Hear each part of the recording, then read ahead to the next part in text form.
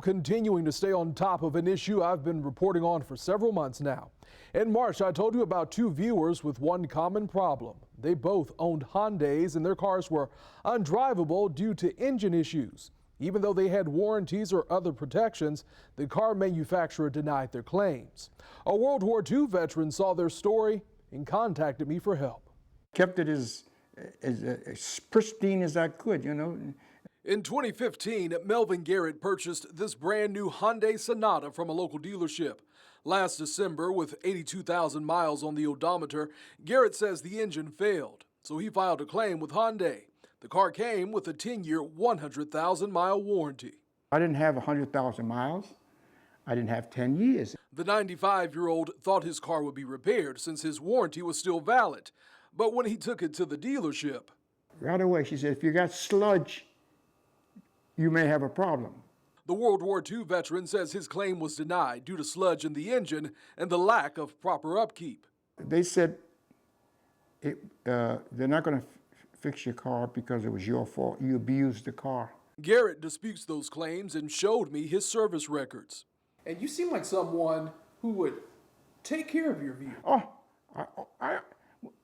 even when I was leasing, my wife has a lease, but even when I was leasing a car, I never used up the full mileage on it. In March, I interviewed Cody Evans. Last year, about a week before Christmas, Evans and his wife were driving down a Jacksonville highway when this happened.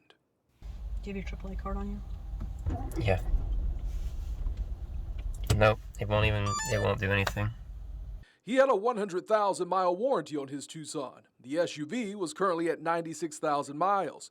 He thought it was going to be repaired after speaking with his service advisor, but he says a few weeks later, the claim was denied. Due to exceptional maintenance neglect, after having already been told there were no signs of neglect, they had already had my maintenance records, they had already had my explanation, and they had already tore apart the engine. Evans filed a civil suit in St. Johns County against Hyundai. He was awarded $8,000. According to court documents, a Hyundai representative never showed up to court. However, the car manufacturer is now appealing that judgment. He hasn't received a dime. I also interviewed Wanda Burrow. She bought a 2016 Hyundai Sonata from a local dealership for her son, but they noticed a problem.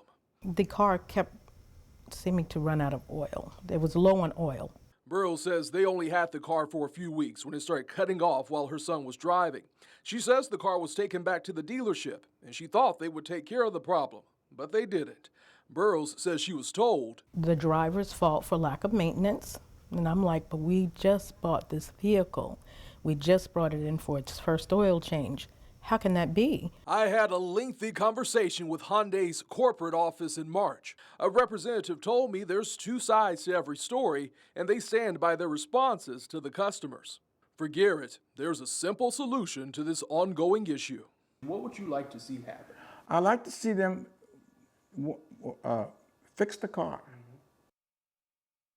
Just fix the car. Well, I can tell you just this September, Hyundai recalled more than 1 million vehicles due to a fire risk. I've contacted Hyundai about Garrett's issue, and they did respond to me, the corporate office in California. They tell me they're looking into the matter tonight. For our prior reporting on this problem, just click on the Ask Anthony tab on the First Coast News website. And remember, if you have a problem you just can't solve, you can always email me at askanthony@firstcoastnews.com.